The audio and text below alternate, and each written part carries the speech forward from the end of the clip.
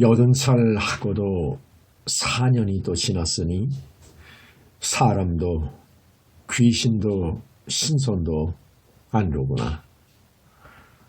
다리 힘이 없어 걸핏하면 넘어지고 눈은 멀고 정신없어 앉으면 졸기만 하네. 안녕하세요. 사랑과 은혜입니다. 김삿갓의 시 한 수를 먼저 소개해드렸습니다. 이 시는 나이가 84세인 풍원 영감을 바라보면서 지은 시입니다. 예전에는 사람의 수명이 참 짧았죠. 그래서 인간 70고래이라는 말도 생겨난 것입니다. 지금이야 보통 90대까지도 어렵지 않게 술을 누리며 살고 있으니까 나이 84세면 흔한 나이인데 그 당시에는 좀처럼 만나보기 힘든 나이였던 것입니다. 탐관오리 사또를 골탕 먹이고 다시 방랑의 길에 오른 김삿갓. 이번에는 84세 늙은 풍원 영감을 만나 그 또한 한 편의 시가 거기서부터 탄생하는 것입니다. 그러면 오늘은 또 김삿갓에게 어떤 일이 일어나는 것일까요? 오늘의 이야기 낭독해드립니다. 한양 500리. 날씨가 아침에는 따뜻했건만 한낮이 지나면서부터 갑자기 검은 구름이 뭉개이더니 눈보라가 휘몰아치기 시작하여 길을 걸을 수가 없을 지경이었다. 혹시 이 근방에 하룻밤 자고 갈 만한 집이 없을까요? 지나가는 젊은이를 붙잡고 물어보니 젊은이는 우리 집 사랑방에 가친께서 혼자 거처하고 계시니까 저희 집으로 가시죠 하고 대답한다. 김삿갓은 젊은이를 따라가면서 묻는다. 엄친께서는 연세가 어떻게 되시오? 올해 84살이올시다. 지금은 연세가 많으셔서 이따금 정신이 혼미해질 때가 계시지만은 젊었을 때는 공부를 많이 하신 덕택에 왕년에는 풍원비호수를 지내신 분이랍니다. 김삿갓은 노인의 나이가 84세나 된다는 소리에 크게 놀랐다. 그가 오늘날까지 80을 넘은 노인을 한 번도 만나본 일이 없었기 때문이었다. 주부장께서 84세가 되시도록 장수하시는 것을 보면 형동의 효성이 극진하신가 보구려. 제가 효성이 극진해 장수하신다기보다도 이것은 산과 물이 좋은 데다가 가친 자신께서 섭생을 잘하셔서 장수하시는 것이옵니다. 원인이 어디 있든 84세나 되는 노인을 만나보게 된 것은 이번이 처음이기에 김삿갓은 이제부터 만나게 될 노인에게 남모르는 흥미를 아니 느낄 수가 없었다. 이었고 젊은이를 따라서 곽풍원댁이라는 그 집에 당도해보니 집은 비록 초가였지만 몸체와 사랑체가 의젓하게 갖추어져 있는 품이 어디로 보아도 중령 정도는 되는 성 싶었다. 김삿갓은 사랑방으로 들어와 풍원 영감과 초면 인사를 나누었는데 주인 영감님은 나이를 넘어도 많이 자신 탓인지 사람이라기보다는 귀신과 같은 느낌이었다. 다리에 힘이 없어 마음대로 일어서지도 못하는 데다가 눈이 어둡고 귀가 멀어 제대로 보지도 못하고 제대로 듣지도 못했다. 그러면서도 젊었을 때 글을 읽던 버릇만은 아직도 그대로 남아있어서 잘 보이지도 않는 눈으로 황제 내경편을 읽으려고 애쓰는 꼴이 오히려 처량하게 보일 지경이었다. 왕년에는 풍원 벼슬까지 지냈다는 선비가 지금은 귀신과 다름이 없으니 사람이란 너무 오래 살 것은 아니로구나. 김삿갓은 곽풍원 영감님을 대하자 인생의 무상감을 금할 길이 없었다. 귀가 맑으면 심심풀이로 글 토론이라도 해보겠는데 귀가 절벽이니 담아도 제대로 나눌 수 없었다. 게다가 정신이 가끔 혼미오는 탓인지 저녁밥을 먹으면서도 이따금 엉뚱한 소리까지 하였다. 김삿갓은 저녁 식사 후에 호롱불 밑에 혼자 멍하니 앉아있기가 무료해 까딱까딱 졸고 있는 곽풍원 영감님을 바라보면서 다음과 같은 즉흥치를 한 수 지었다. 80살 하고도 4년이 지났으니 사람도 귀신도 신선도 아니로구나. 팔이 힘이 없어 걸핏하면 넘어지고 눈은 멀고 정신없이 앉으면 졸기만 하네. 생각하고 말함이 모두가 망령이여 한 가닥 생기만이 간신히 남았구나. 희로애락이 모두 흐리멍텅하면서 때때로 내경편을 읽는 것이 고작이네. 나이를 먹으면 초저녁잠이 많아지는 법인지 곽풍원 영감님은 밥숟가락을 놓기가 무섭게 까딱까딱 졸더니 그대로 옆으로 쓰러져 코를 골기 시작하였다. 그러나 늙은이의 잠은 결코 오래 계속되지 않았다. 잠시 후에는 부실부실 다시 일어났더니 이번에는 장죽에 입담배를 꼭꼭 눌러 담아가지고 방 안의 연기가 자욱하도록 담배를 곰비임비 피워대는 것이 아닌가. 김삿갓은 담배 연기를 뽑아내려고 방문을 조그만큼 열어드렸다. 노인장께서는 친구분이 아직도 여러 번 생전에 계시옵니까? 하고 지나가는 말로 물어보았다. 곽풍원 영감님은 귀가 절벽이어서 말을 제대로 알아듣지 못해 뭐야 저녁 먹었느냐고 하고 엉뚱한 소리를 하고 있었다. 김삿갓은 손을 휘휘 내줘 보였다. 아닙니다. 친구분들이 가끔 놀러 오시느냐고 물어본 것입니다. 그러자 광노인은 여전히 동문서답을 이렇게 하고 있었다. 금년 농사가 풍년이냐고. 풍년은 못되고 평년작은 되었지. 귀머거리 노인하고는 대화가 통할 것 같지 않았다. 주인 아들의 말에 의하면 자기 아버지가 장수하는 것은 산이 좋고 물이 좋기 때문이라고 말했다.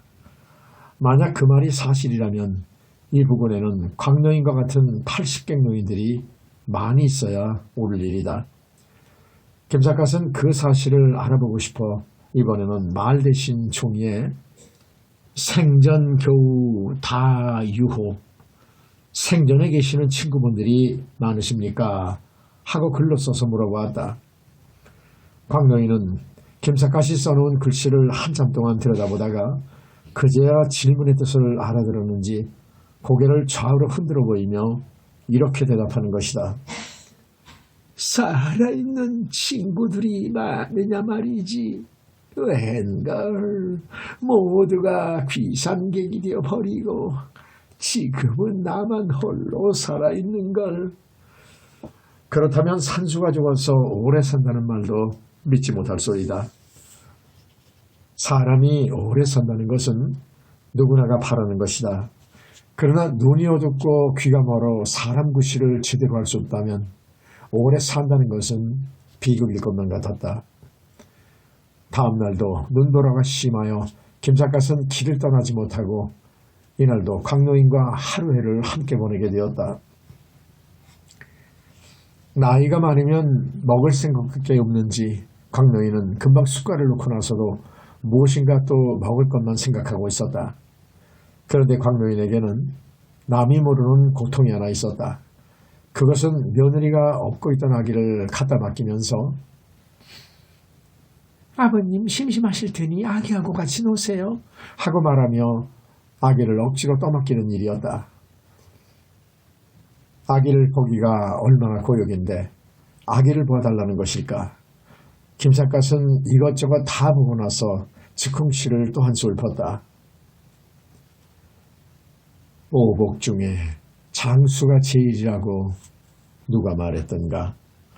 장수는 욕이라고 말한 요임금은 귀신 같구나. 얘 친구는 모두가 세상을 떠나버리고 젊은이들은 나치서로 밤을 쌓았네. 힘이 없어 움직일 땐 앓는 소리를 하고 위장이 약해 만나는 음식만 생각한다. 아이 보기 고되다는 속 사정도 모르고 걸핏하면 어린아이를 갖다 맡기네. 사람은 누구나 남과 더불어 살아가도록 되어 있다. 그러기에 인간은 사회적 동물이라고 말하지 않던가. 그러나 김 작가는 눈이 어둡고 귀가 멀어진 광노인과 함께 있기가 여간한 고통이 아니었다. 왜냐하면 광노인은 눈도 어둡고 귀도 멀어 사람의 껍질만 쓰고 있다 뿐이지 실질적으로는 이미 사람이 아닌 귀신과 다름이 없었기 때문이었다. 그러기에 김 작가는 사흘 후에 광노인의 집을 나설 때에는 형용하기 어려운 해방감조차 느꼈다. 그로부터 2달 동안 김 작가씨 이천 땅을 떠돌아다니다가 광주 땅으로 들어섰을 때에는 어느덧 겨울이 가고 봄이 왔다. 지루하던 겨울이 가고 일양 내복에 봄이 온 것이었다. 세상에 속일 수 없는 것이 계절의 감각이어서 어제까지도 산길을 걷자면 추위를 느꼈지만은 입춘이 지나고 나서부터는 언덕길을 올라가려면 등골에 땀이 흘러내릴 지경이었던 것이다. 김 작가는 산길을 걸어가며 문득 백낙천의 봄에 대한 시를 연상하였다. 버들은 힘이 없는 듯 해도 가지가 움직이고 모새는 물결이 일며 얼음이 녹아내리네. 이런 날은 다시 올 줄 그 누가 알았으랴. 봄바람과 봄물이 한꺼번에 오는구나. 산속에서 가만히 귀를 기울여 보면 가고오는 세월의 발자취 소리가 귓가에 역력하게 들려오는 것 같기도 하였다. 감흥이 그토록 절실하기에 김 작가는 한 수의 시가 없을 수 없었다. 해마다 해는 가고 가고 끝없이 가고 날은 날이 날마다 끝없이 오고 있네. 해는 가고 날은 와 오감이 끝이 없는데 우주의 모든 일이 그 속에서 이루어지네. 이 시는 28절밖에 안 되고만 그 중에 연, 일, 거, 레자가 각각 4자씩 모두 16자로 이루어졌으니 똑같은 글자들을 4번씩이나 반복해가면서 천재이전을 간단 명료하게 표현한 그 수법이 얼마나 놀라운 일인가. 김 작가는 천재 무르익어 오는 봄빛을 마음껏 완성하며 길을 무심히 걸어오다 3년도 길에서 커다란 비석이 눈에 띄었다. 김 작가는 그 비석을 보는 순간 병자호란의 치욕이 번개같이 머리에 떠올라 등골에 기름땀이 솟아올랐다. 왜냐하면 그 비석은 병자호란 때 청태정이 남한산성에서 인조대왕에게 항복을 받은 뒤 우리나라로 하여금 강제로 세우게 했던 비석이었기 때문이었다. 김 작가는 남한산성 물루에 올라서서 사방을 두루 살펴보다가 문득 두부의 시를 연상하였다. 나라는 망해도 산하는 남아있어. 봄이 오니 성에는 초목이 무성하네. 느끼는 바 있어. 꽃에 눈물 뿌리고 이별이 서러워 새소리에 놀라노라. 나라가 망한다는 것은 슬픈 일이다. 김 작가는 남한산성 위에 올라서서 병자호란의 치욕적인 역사를 새삼스러이 생각해보지 않을 수가 없었다. 그 당시 우리나라는 한민족 국가인 명나라와 오랫동안 친교를 맺어오고 있었다. 그런데 인조 5년 1627년에 만주에서 여진족의 두목인 누르와치가 후금이라는 나라를 새로 일으켜가지고 우리나라의 국교를 강요해 왔었다. 그러나 우리나라는 명나라와 국교가 두터웠던 관계로 누르하치의 국교 요청을 단호하게 거절해버렸다. 그로 인해 누르하치는 우리나라에 앙심을 품어오다가 그로부터 10년 후인 인조 14년 1636년에 저들의 국호를 청으로 고치는 동시에 청태정인 누르하치는 아무 통보도 없이 10만 대군을 이끌고 우리나라로 쳐들어왔던 것이다. 그 해가 마침 병자년이어서 우리는 그 전쟁을 병자호란이라고 불러오고 있는데, 병자호란은 순전히 저들의 일방적인 전쟁이었다. 청태정이 10만 대군을 몸소 거느리고 심양, 지금의 봉천을 떠난 것은 그해 12월 12월의 일이었고, 그로부터 여드레 후인 9일에 적은 이미 압록강을 건너고 있었다. 그리하여 의주 부윤 임경옥 장군은 백마산성에서 적의 진격을 완강하게 막아내었다. 그러자 적군은 진로를 바꾸고 서울로 파죽지세로 진군을 계속해왔다. 조정에서는 그제야 외적의 내습을 알고는 크게 당황하였다. 그리하여 명나라에 급사를 보내 응원군을 요청했건만 명나라 군사를 쉽게 보내줄 리가 없었다. 우리는 아무 준비도 없이 외적에게 급습을 당하는 바람에 모두가 어찌할 바를 몰랐다. 게다가 조정 대신들 간에는 화친론과 척화론이 정면으로 대립돼 국론의 일치를 기할 수가 없었다. 10만 외적이 노도와 같이 밀려오는데도 불구하고 조정 대신들은 속수무책으로 입방아만 찍고 있었다는 것은 나라가 망할 징조다. 물론 그들의 주장에는 그들 나름대로의 이유가 없는 것은 아니었다. 그러나 전쟁은 이론으로 해결되는 것이 아니다. 병자호란의 비극은 바로 그 점에 있었던 것이다.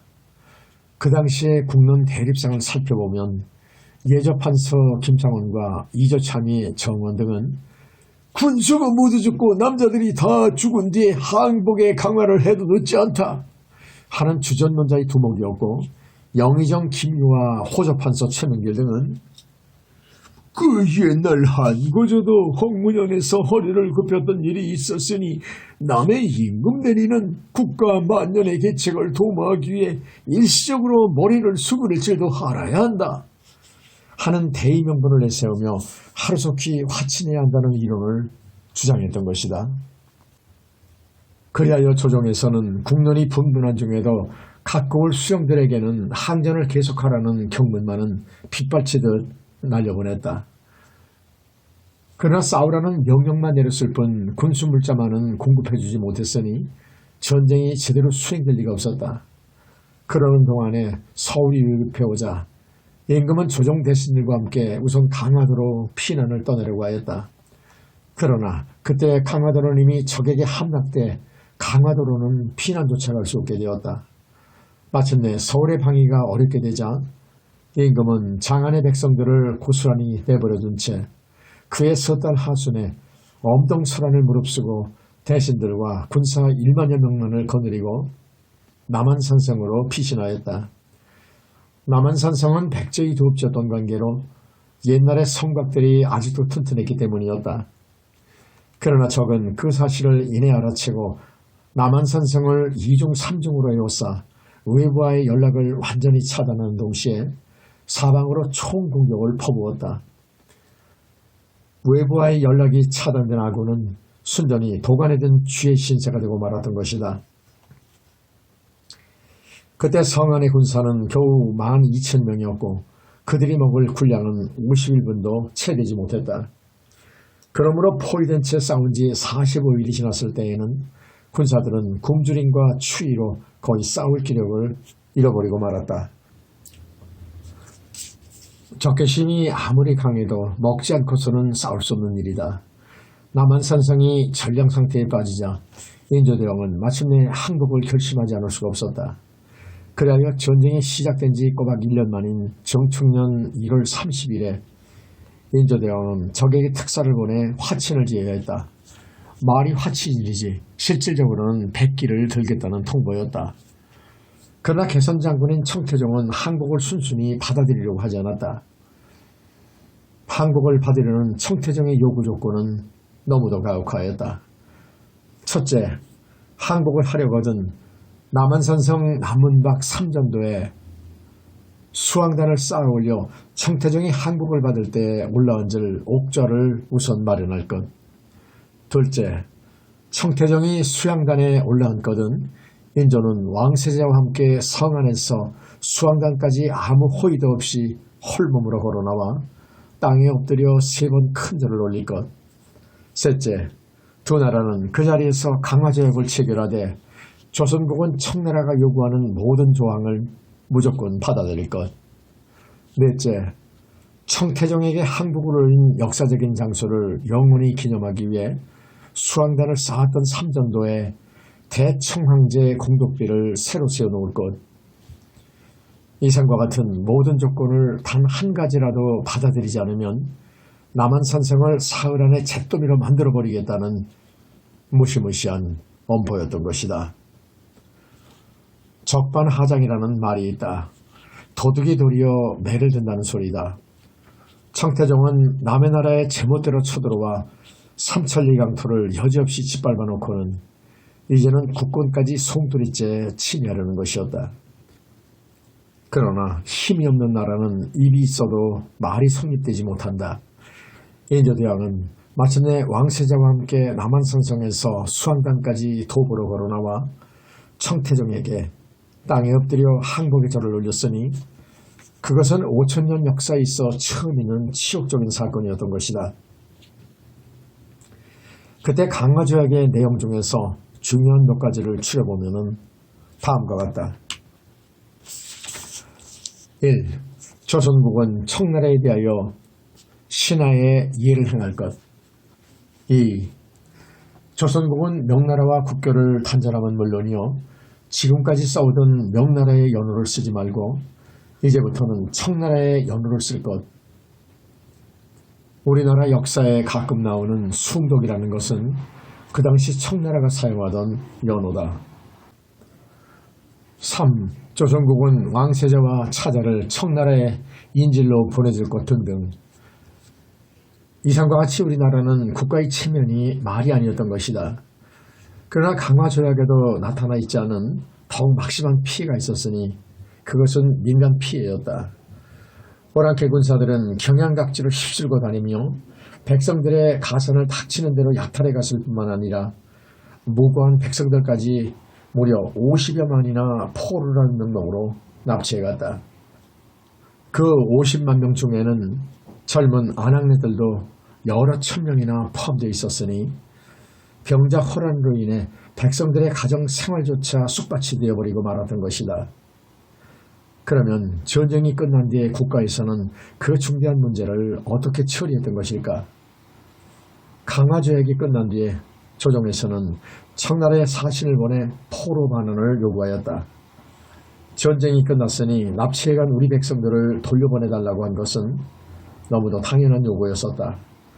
그러나 포로들에 대한 청나라의 보상 금액 요구는 어처구니가 없게 막대하였다. 포로의 신분에 따라 보상 금액이 다르기는 했지만 일반 백성들은 한 명에 100냥씩 계산하고 부녀자와 지위가 높은 사람에 대해서는 신분에 따라 200냥에서 1500냥까지 계산해달라는 요구였던 것이다. 50만 명 포로의 보상금을 그런 식으로 계산하면 천문학적 숫자가 되어버린다. 국가의 재정으로는 그와 같이 막대한 보상금을 내놓을 수가 없었다. 그리하여 궁여지책으로 각자가 자기네 재산을 털어 가족들을 돌아오게 했던 것이다. 그로 인해 어떤 사람은 가족을 돌아오게 하기 위해 논도 팔았고 집도 팔아야만 했다. 전쟁의 여파는 백성들의 경제생활까지 뿌리째 뒤흔들어 놓았던 것이다. 그러나 전쟁의 여파는 그것만이 아니었다. 병자 호란으로 인해 전에는 없었던 환양녀라는 새로운 말까지 생겨나게 되었다. 이미 말한 바와 같이 전쟁 중에 포로라는 명목으로 강제로 납치되어 간 남녀가 50만 명이나 되었는데 그 후에 가족들이 보상금을 내고 돌아온 여자들을 특별히 환양녀라고 불렀다. 환양녀란 글자 그대로 청나라 군사들에게 끌려갔다가 고향에 돌아온 여자라는 뜻이었으면 말할 것도 없다. 그러나 청나라 군사들에게 끌려갔던 여자들이 깨끗한 몸으로 돌아왔을 리가 만무하다. 그러므로 환양녀라는 말 가운데는 정조를 떼놈에게 더럽힌 여자라는 뜻이 은연중에 내포되어 있었다. 아무려나 처음에는 환양녀라는 말은 그런 의미로 써왔건만 세월이 흐르는 동안에 발음도 변하고 뜻도 변절돼 오늘날 우리가 외박 남자와 정을 통한 여자를 환양년이라고 부르게 된 것은 환양녀에서 나온 말인 것이다. 김 작가는 남한산성 성묘 위에서 이상과 같은 가지가지 일들을 생각하고 비번 관계를 맞이 아니하다가 혼잣말로 이렇게 중얼거렸다. 흥망성쇠는 천운이라고 하지만 백성들이 잘 살아가려면 무엇보다도 나라의 힘이 강해야겠구나. 그로부터 며칠 후 김 작가씨 서울 근교에 도착했을 때에는 봄이 활짝 무르익고 이 집 저 집 담장가에는 복사꽃과 오얏나무꽃이 만발해 있었다. 김 작가는 복사꽃과 오얏나무꽃을 보는 순간 이제는 서울이 가까워왔구나 하고 혼잣말로 중얼거렸다. 왜냐하면 이시조선과 오얏나무와는 인연이 깊다는 것을 너무도 잘 알고 있었기 때문이었다. 도대체 이시조선과 오얏나무는 어떤 관계가 있을 것일까? 이자가 오얏나무 이자임은 새삼스러이 말할 것도 없다. 그러나 이시조선과 오얏나무는 그보다도 훨씬 깊은 인연을 가지고 있다. 고려 말엽인 공민왕 때 일이었다. 그 당시 한양 땅에는 난데없는 오얏나무가 무성하기 시작하였다. 누가 심은 것도 아니요 누가 가꾸어 주는 일도 없는데 처음에는 한두 그루의 오얏나무가 생겨나기 시작하더니 오얏나무는 해를 거듭할수록 자꾸만 무성해를 하고 있었다.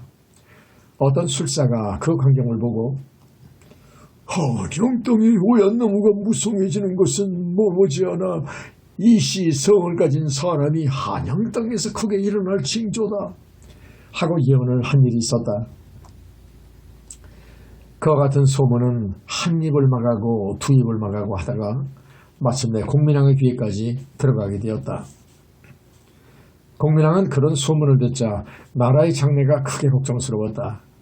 한양 땅에서 이시가 일어난다는 것은 고려조가 머지않아 패망한다는 말과 다름없는 예언이기 때문이었다. 그리하여 공민왕은 그런 불상사를 미연에 방지하기 위해 송도에서 벌리사라는 이름으로 수십 명의 역군을 한양으로 보내 오얏나무를 모조리 베어버리게 했다. 그러나 오얏나무는 아무리 베어버려도 없어질 줄을 몰랐다. 아니, 없어지기는커녕 해를 거듭할수록 자꾸만 무성해가고 있었다. 그러다가 결국에는 고려가 망하고 이성계가 새나라를 일으켜 한양의 도읍을 정했으니 그러고 보면 국가의 흥망이라는 것은 인력으로 어찌할 수 없는 천운이 아닌가 싶기도 하였다. 이날 김 작가는 해가 저물어갈 무렵에 어느 한촌에 도착하였다. 서울이 10리 밖에 떨어져 있지 않다는 마을이건만 기와집은 한 채도 없고 개딱지 같은 초가집만이 여기저기 흩어져 있는 지극히 가난한 마을이었다. 여기가 어디요? 김 작가는 지나가는 농사꾼을 붙잡고 물어보았다. 여기는 왕십리라오. 재미할 것. 농사꾼은 혼잣말 비슷이 씹으려대며 지나가 버린다. 김 작가는 그 사람이 혼잣말로 중얼거리는 재미할 것이라는 말을 듣고 고개를 기울이며 생각해 보았다. 도대체 재미할 것이라는 말소리는 무슨 뜻일까? 아무리 생각해 보아도 고약하기 짝없는 말버릇이었다. 서울서 10리 밖에 떨어져 있지 않다면 왕십리라는 곳은 서울의 영향을 받아 응당 화려해야 오를 것이다. 그러나 왕십리라는 고장은 어느 마을보다도 빈원해 보였던 것이다. 서울서 10리 밖에 떨어지지 않다는 이 마을이 왜 이다지도 가난한 것일까? 김 작가는 왕십리라는 마을을 한 바퀴 돌아보다가 이곳 주민들이 너무도 못 살고 있는 이유를 알아낼 수 있었다. 왕십리는 들판이기는 하지만 땅이 워낙 습하여 논농사도 지을 수 없고 밭농사도 지을 수 없는 소류지였다. 그러니까 왕십리 주민들은 논도 아니요 밭도 아닌 습지에 미나리 같은 특수작물이나 배양하여 겨우 목숨을 이어오고 있었다. 말하자면 죽지 못해 살아가고 있는 형편이었던 것이다. 그러나 왕십리에서 십리 밖에 떨어져 있지 않은 서울장안 사람들은 누구보다도 화롭게 살아가고 있을 것이니 왕십리 사람이 아무리 순박하더라도 마음속으로는 불평이 없을 수가 없지 않은가. 왕십리 사람들은 미나리 농사를 하다가도 친구를 만나면 여보가 김서방 막걸리나 한 잔 먹으러 가세 재미할 것 하고 말하며 김서방 역시 그러시기려 먹고 싶은 막걸리야 먹는다고 얼마나 더 잘 살 것인가 재미할 것 하고 말끝마다 재미할 것이라는 말꼬리를 반드시 따라붙인다. 아, 이제 알았다. 왕십리 사람들이 말끝마다 재미할 것이라는 말꼬리를 다는 것은 마음속에 불평이 많은 증거로구나. 그들이 너무도 가난하게 사는 것을 보면 그와 같이 고약한 말버릇이 생겨난 것이 결코 무리는 아닌 것 같았다. 이날 밤 김삿갓은 어느 촌가에서 하룻밤 신세를 지게 되자 주인 노인에게 이렇게 물어봤다. 왕십리 주민들은 말끝마다 재미할 것이라는 고약한 말꼬리를 꼭 다는데 재미할 것이라는 말은 무슨 뜻입니까? 노인은 시큰둥한 코웃음을 치며 대답한다. 형은 그걸 몰라서 물어보시오. 재미할 것.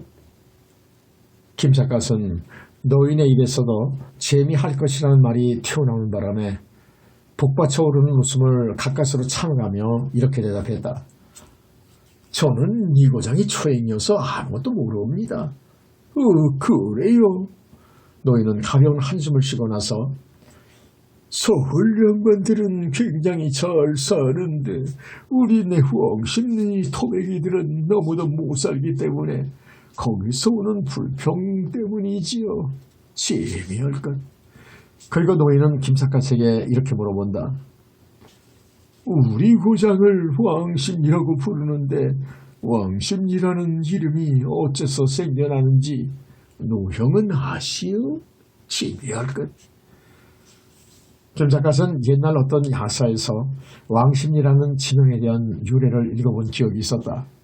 그러나 노인 앞에서 너무 아는 체하는 것은 실례가 될 것 같아 왕십리라는 이름의 유래는 어떤 것이옵니까? 하고 정중하게 물어보았다. 그러자 노인이 대답한다. 그 옛날이 태조는 고려국을 거꾸로뜨리고 조선 왕조를 일으키자 도읍지를 송도에서 다른 곳으로 옮기려고 무학대사에게 도읍지를 물색해보라는 왕명을 내렸지요. 그래서 무학대사는 이것을 도읍지로 정하려고 땅을 파보았다는 거예요. 그랬더니 땅속에서 왕십리라고 새겨진 비석이 하나 나오더래요. 무학대사는 그 비문을 보자 도읍지를 여기로 하지 말고 여기서 십리를 더 가서 그곳으로 정하라는 뜻인 줄 알고 여기서 십리를 더 가 한양 땅을 서울로 결정했다는 거예요. 그래서 우리 고장은 왕십리라는 이름만 남고 서울은 한양으로 달아나버렸죠. 만약 그놈의 귀성만 나오지 않았다면 지금쯤은 우리 고장이 서울이 되어 왕십리 토박이들도 서울 양반 행세를 할 수 있었을 터인데 그놈의 비석 때문에 우리들은 상놈 신세를 영원히 면하지 못하게 된 것이라고. 재미할 것. 그것도 우리들의 팔자인지 모르지요. 김삿갓은 그 노인이 너무나 소박한 생각에 대답할 말을 잃었다.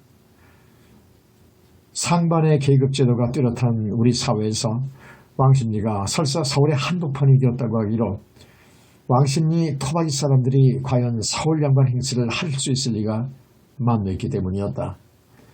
왕십리 주민들은 마음속으로는 불만이 그렇게 많으면서도 정작 사람을 대해주는 인정만은 따뜻하기 이를 데 없었다.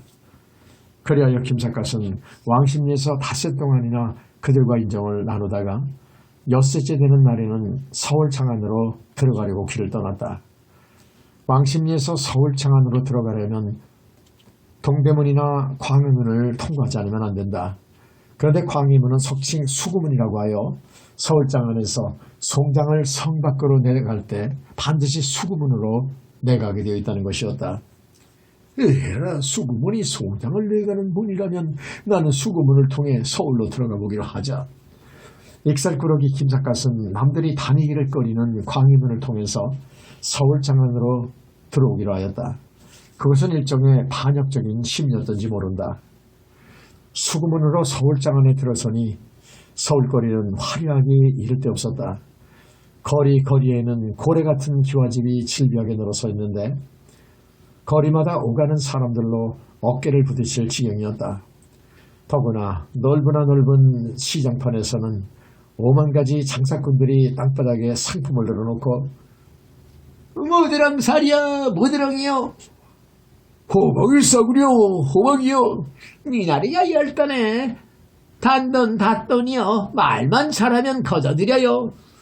자, 서울에서는 좀처럼 구하기 어려운 진돗개가 있어요. 고래 같은 기와집을 쓰고 사는 양반은 진돗개가 집을 지켜주지 않으면 도둑 만드는 사실을 아세요? 하고 제각기 알아듣기 어려운 말을 소리소리 지르고 있는 것이 아닌가. 김삿갓은 시장판을 한참 떠돌아다녀도 장사꾼들이 요란스럽게 떠들어대는 소리가 무슨 소리인지 도무지 알아들을 수가 없었다. 그리하여 목청이 터지도록 떠들어대고 있는 호박 장사꾼을 붙잡고 이렇게 물어보았다. 여보시오, 그렇게 떠들어대지 않아도 당신이 호박 장사라는 것은 누구나 알 수 있는 일이 아니오. 당신은 무엇 때문에 그처럼 소리를 지르? 그러자 호박 장수는 김삿갓의 얼굴을 멀거니 바라보다가 남의 일에 대기 무슨 상관이요? 오늘은 재수가 없어. 장사 잘 되기는 곱빼기가 틀려먹었는걸. 하고 혼잣말로 투덜거리며 호박을 바구니에 담아가지고 저쪽으로 자리를 옮겨가 버리는 것이 아닌가. 내가 괜한 소리를 해가지고 남의 장사에 회방을 놓았구나. 김삿갓은 쓰디쓴 입맛을 다시며 다시 걸음을 옮겨나갔다. 어느새 날이 저물어 이제는 오늘 밤에 잠자리를 구해야 할 형편이었다. 그러나 절간이나 서당이 어디 있는지를 알 길이 없지 않은가. 오늘 밤은 도둑이 여염집에서 신세를 지리라 생각하고 이 집 저 집 대문을 밀어보았다. 그러나 어느 집을 막론하고 대문은 첩첩이 걸려있는 것이 아닌가. 문이라는 것은 사람과 사람이 만나고 헤어지는 관문이 아니던가. 대문을 걸어놓고 산다는 것은 지나가는 나그네에게 밥 한 그릇도 주지 않겠다는 표시다. 서울의 인심은 이렇게도 고약하던가. 김삿갓은 서울이라는 고장에 대해 정남이가 뚝 떨어졌다. 그러나 어디서든가 밥도 먹고 잠도 자야 하겠기에 어느 집 대문을 두드리며 이리 오너라 하고 제법 소리를 크게 질러보았다. 서울에서는 주인을 찾을 때에는 이리 오너라 라고 한다는 소리를 들었기 때문이었다. 이윽고 그 집 앞마당에서 신발 끄는 소리가 나더니 중문 안에서 죽는 부인의 목소리로 누구시냐고 여쭈어라 하고 묻는 것이 아닌가. 누구냐고 묻는 것은 그 집 안주인임이 분명하였다. 서울 사람들은 하인이 없을 경우에도 하인이 있는 체하고 살아가는 관습이 있어서 주인이 대문간에 직접 나왔을 경우에도 하인이 있는 것처럼 간접적인 대화를 쓴다고 들었다. 서울 사람들의 일종의 허영임은 말할 것도 없다. 상대방이 그렇게 나왔을 경우에는 손님편에서도 하인인 척하고 간접적인 대화를 써야 할 판이었다. 그러나 김삿갓은 그런 허영은 비위에 거슬려서 나는 지나가던 나그네 올시다. 하룻밤 신세를 지고 싶어 찾아왔습니다. 하고 솔직하게 말해주었다. 안주인은 그 소리를 듣자 우리 집에는 그런 손은 재울 방이 없다고 여쭈어라. 그 한마디를 씹어던지고 중문을 힘차게 닫아버리는 것이 아닌가. 김삿갓은 기가 막혔다. 다음 집으로 가서 대문을 또 두드리면서 이리 오너라 하고 소리를 크게 질러보니 이번에는 숫제 앞마당에서 중문도 열어보지 않고 아무도 안 계시다고 여쭈어라 하고 고함을 질러대는 것이 아닌가. 김삿갓은 약이 바짝 올라서 아무도 안 계시다고 대답하는 그 소리는 사람의 소리가 아니고 개소리냐고 여쭈어라 하고 독소를 퍼부어주었다. 사람이 동물과 다른 점은 서로 간에 인정을 나누는 데 있으면 말할 것도 없다. 사람에게 인정이 없다면 동물과 무엇이 다르랴. 잠자리를 찾아 이 집 저 집을 찾아다니는 동안 어느덧 거리는 어두우기 시작하였다. 얼마 후에 어디선가 종소리가 들려오자 장사꾼들은 저마다 물건들을 챙겨가지고 도망이라도 치듯이 사방으로 다급하게 흩어져 버린다. 그리하여 그렇게도 야단스럽던 서울거리가 삼시간에 개새끼 한 마리도 얼씬하지 않는 죽음의 거리로 화해버리고 말았다. 통행금지를 날리는 인정소리가 들려와 장사꾼들은 사대문이 걸리기 전에 자기 집으로 돌아가 버린 것이었다. 그러나 서울장 안에 통행금지 시간이 있는 것을 알 턱이 없는 김삿갓은 그 많던 사람들이 필요한가 어디로 가버렸을까 하는 의심을 품어오며 죽음의 거리를 혼자서 유유히 걸어나가고 있었다.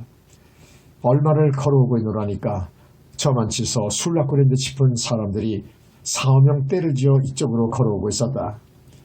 김삿갓은 술락꾼들이 마주오는데도 불구하고 태연자약하게 걸어오고 있었다.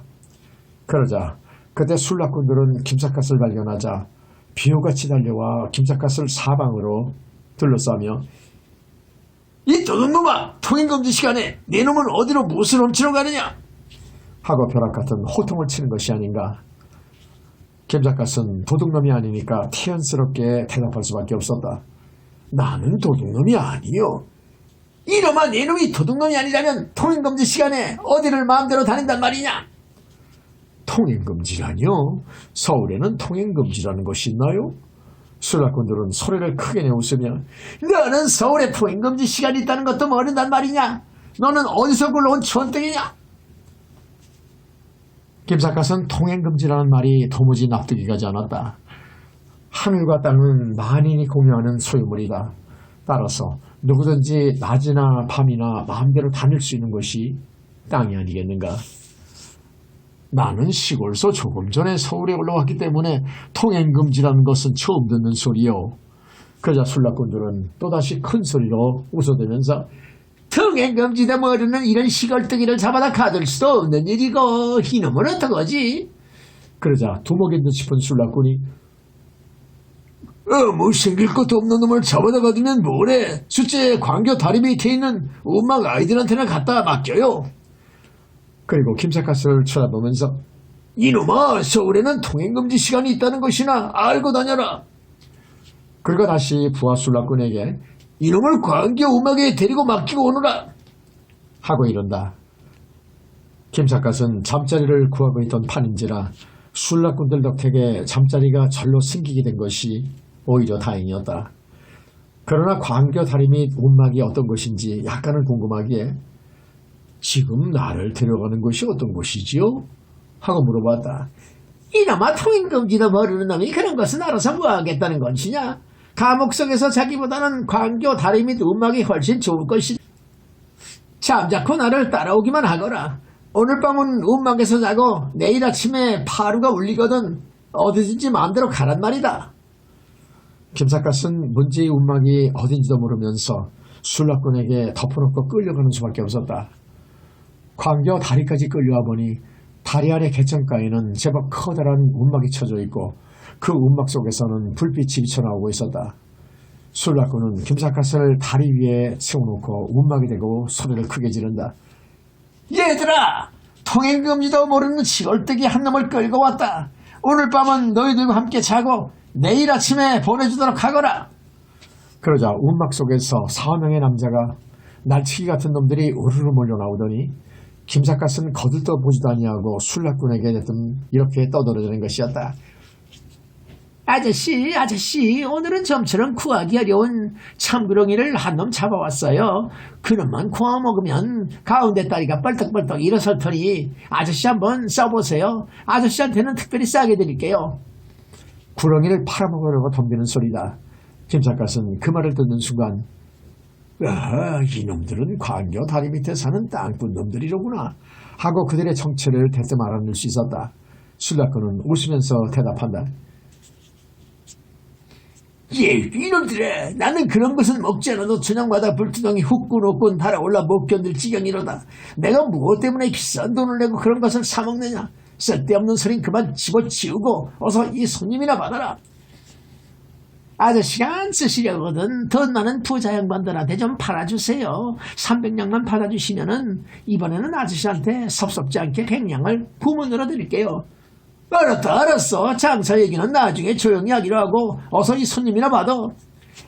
손님을 받을 테니 이번 구렁이 많은 아저씨가 꼭 좀 팔아주세요. 우리들은 이번에도 아저씨만 믿어요. 술락꾼과는 예전부터 무슨 비밀거래가 있어 왔는지 땅꾼은 술락꾼에게 그렇게 당부하고 나서 김삿갓을 웅마간으로 데리고 들어오며 이렇게 묻는다. 아저씨는 어쩌다가 여기까지 끌려오셨어? 서울장 안에 통행금지가 있다는 것을 정말로 모르셨던가요? 나는 서울이 초행이라네. 하늘 아래 땅은 누구나 마음대로 다닐 수 있는 곳인데 통행금지가 있다는 것부터가 도무지 말이 안 되는 소리야. 김삿갓은 무심중에 통행금지에 대한 비난을 한마디 씹으려되었다. 그러자 땅꾼 아이들은 약속이나 한 듯이 손뼉을 치며 웃는다.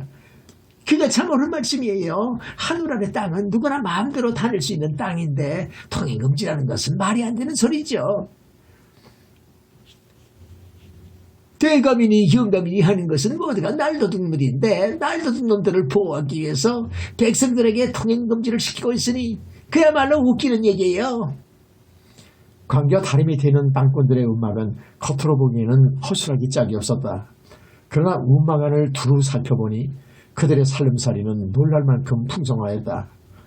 저녁 반찬만 하더라도 두부찌개에 쇠고기 볶음에 생선 구운 것 등등 어느 정승댁 잔치상이 부럽지 않을 지경이었다. 오늘 밤은 아저씨도 우리와 한 식구예요. 밥은 넉넉하니까 많이 자세요. 초면임에도 불구하고 그들은 조금도 스스럼 없이 대해주는 것이 무엇보다 고마웠다. 땅꾼이라면 일반적으로는 몹시 천시하는 족속들이다.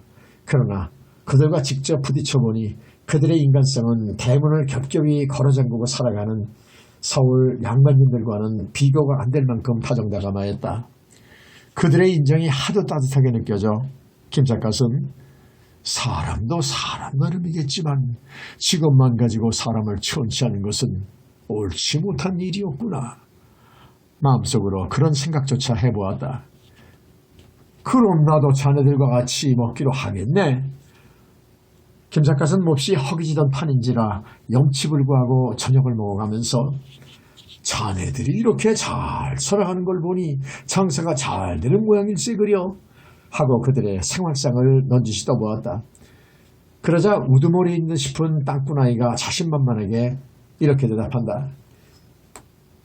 우리들의 장사는 언제든지 잘 된다오. 그것만은 자신을 가지고 장담할 수 있어요. 이 사람아, 모든 일에는 성쇠가 있는 법인데 자네는 어디에 근거를 두고 그런 장담을 하는가? 물론 다른 장사라면 시세에 따라서 성패가 있겠죠.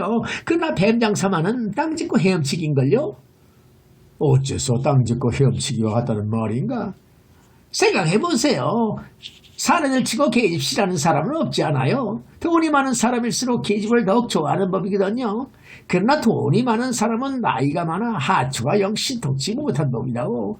젊고 아름다운 소실은 있어도 배꼽 안에 물건이 영 신통치 못하니까 값은 고하간에 뱀을 사먹을 수밖에 없죠. 그러니까 우리네 이 장사에는 흉풍이라는 것이 있을 수가 없지요. 듣고 보니 과연 그럴듯한 소리다. 아까 듣자니까 구렁이 한 마리에 300냥 문운하던데 뱀값이 그렇게도 비싼 것인가? 아저씨도 참 물건값이라는 것은 수요와 공급에 따라 결정된다는 것을 모르시오. 상대방의 필요성을 봐가며 부르는 게 값이라오. 뱀이라는 것이 정력 증강제로 그렇게 좋은 것인가? 김삿갓은 무심중에 정색을 하며 물어보았다. 땅굴 아이는 싱긋 웃으면서 대답한다. 뱀이 정력에 좋게 해주는지 어쩐지 우리들은 한 번도 먹어본 적이 없으니까 사실 여보는 알 틈이 없지요. 그러나 뱀이 정력에 좋다는 말은 옛날부터 전해 내려오고 있잖아요.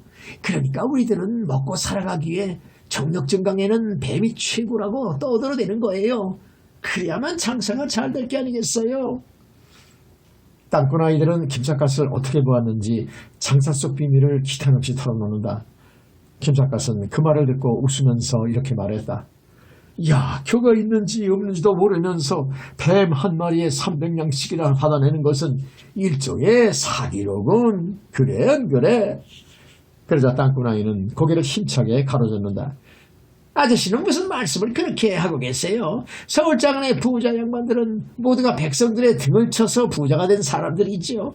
부정축제의 몇만 분의 1쯤 우리가 좀 나눠 먹기로 뭐가 죄가 된다는 말씀이세요? 그 말을 듣고 보니 자네 말에도 일리가 없지는 않네 그려. 그러고 보면 세상 만사는 돌고 돌아가며 절로 균형을 잃게 되는 모양이로구만. 우리들은 그런 어려운 이야기는 몰라요. 아무튼 뱀이라는 것은 값을 비싸게 부를수록 잘 팔리는 법이에요. 그도 그럴 수밖에 없는 것이 돈이 썩어나는 사람들에게는 돈 같은 것은 문제가 아니고 오직 정력을 왕성하게 하는 것만이 중요하거든요. 그렇기도 하겠는걸. 김 작가는 땅꾼 아이들의 말을 대뜸 알아들을 수가 있었다. 가령 구렁이 한 마리에 10냥밖에 안 한다면 부자 양반들은 약효가 의심스러워 아무도 사먹지 않을 것이다. 그러나 그럴듯한 설명을 붙여가면서 300냥을 달라고 하면 약효를 기대하는 마음에서 서슴지 않고 사먹을 것이 아니겠는가. 그것은 일종의 고등상술이라고 볼 수 있는데 땅꾼 아이들은 그와 같은 고등상술로 서울 양반들의 등을 교묘하게 쳐먹고 살아가고 있는 모양이었다. 그러고 보면 땅꾼 아이들이 부자 양반들에게 뱀을 팔아먹고 있는 것은 있는 사람들의 돈을 가난한 사람들이 교묘하게 낚아내는 일종의 조화 현상이라고 볼 수 있을 것 같았다. 그런데 땅꾼 아이들에게 비기면 왕십리의 주민들은 너무도 가난하게 살아가고 있지 않은가. 인심이 야박해지면 나라가 잘 되는 법이 없는데 서울 양반들은 과객에게 밥 한 그릇도 주지 않으려고 대문을 꼭꼭 걸어 잠그고 살아가면서 자기 자신을 위해서는 뱀 한 마리에 300냥씩이나 주고 서슴지 않고 사먹는다니 세상은 그래도 되는 것일까? 그런 생각을 하면 땅꾼 아이들의 따뜻한 인심이 새삼스러이 고맙게 느껴졌던 것이다.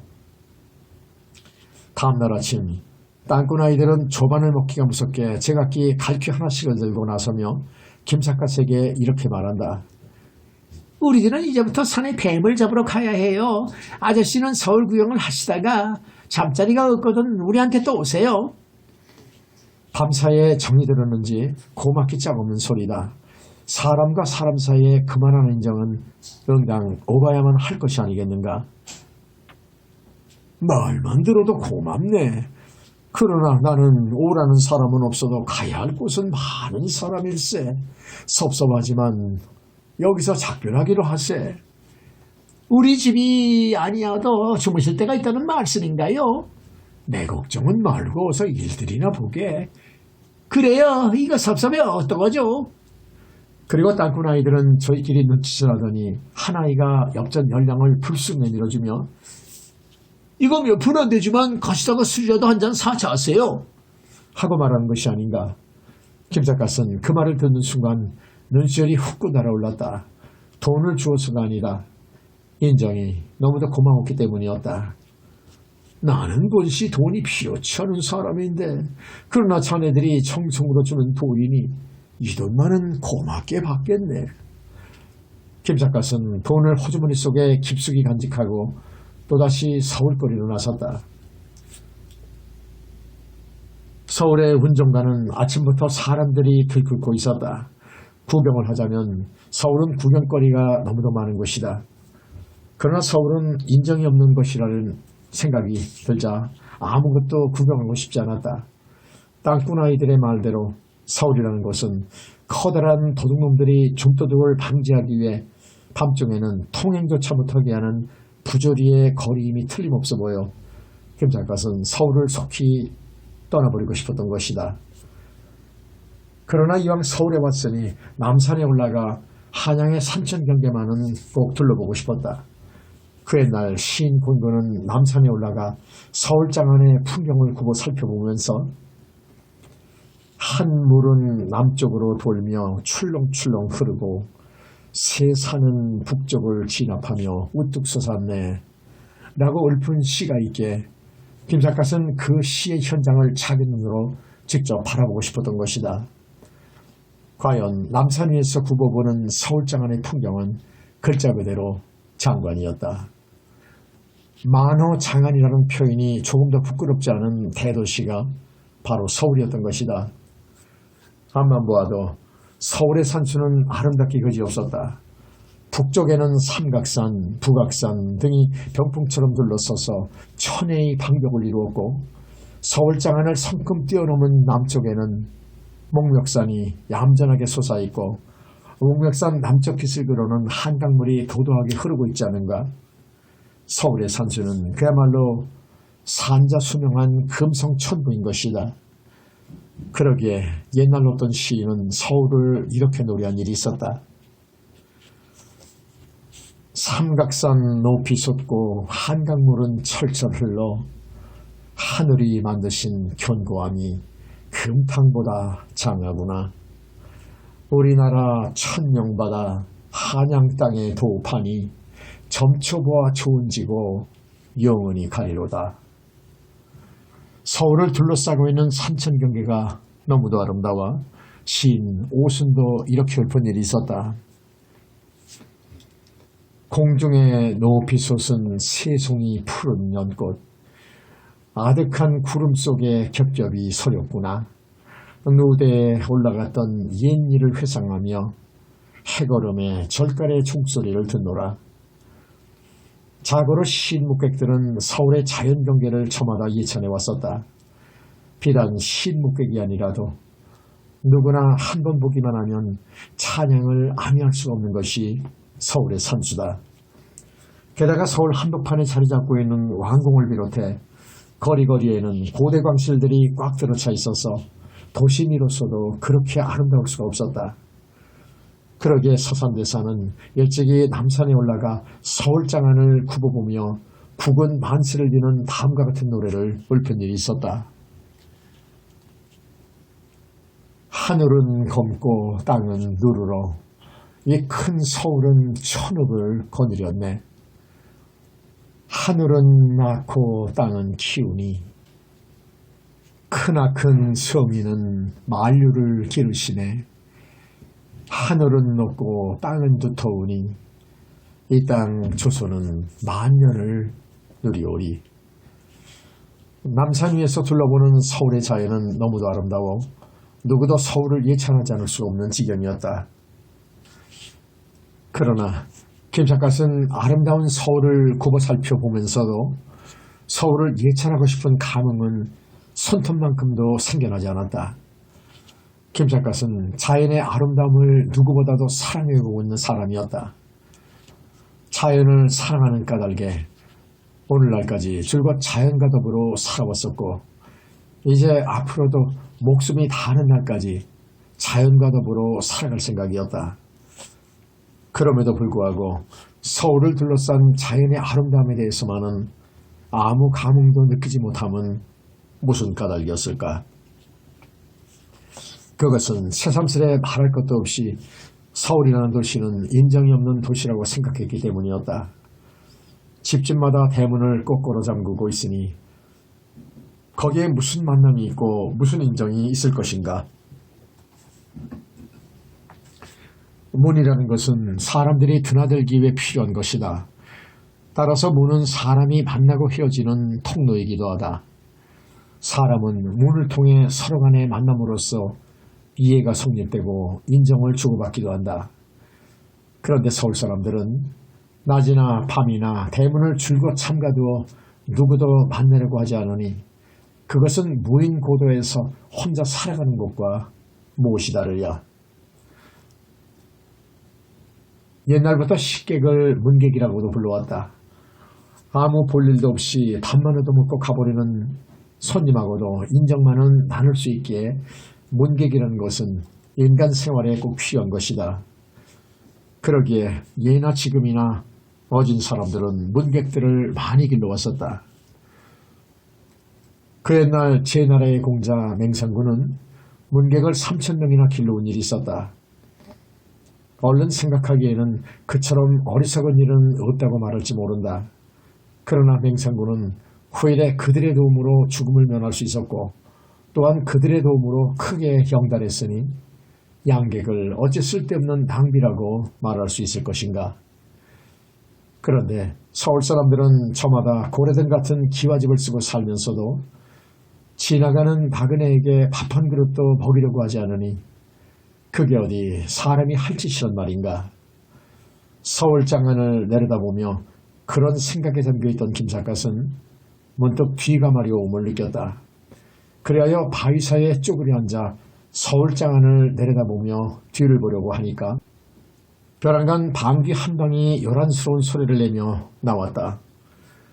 어젯밤 땅콩 움막에서 과식을 난 탓인지 방귀 냄새가 고약하기 짝이 없었다. 그러나 요란스러운 방귀를 한 방 뀌고 나니 속이 그렇게도 시원할 수가 없었다. 그리하여 김삿갓은 뒤를 보면서 다음과 같은 즉흥시 한수를 벗다. 남산에서 똥을 누니 방귀가 먼저 나와 향기로운 그 냄새 온 장안에 진동한다. 그 시는 서울을 조장하는 서울과의 이별의 시이기도 하였다.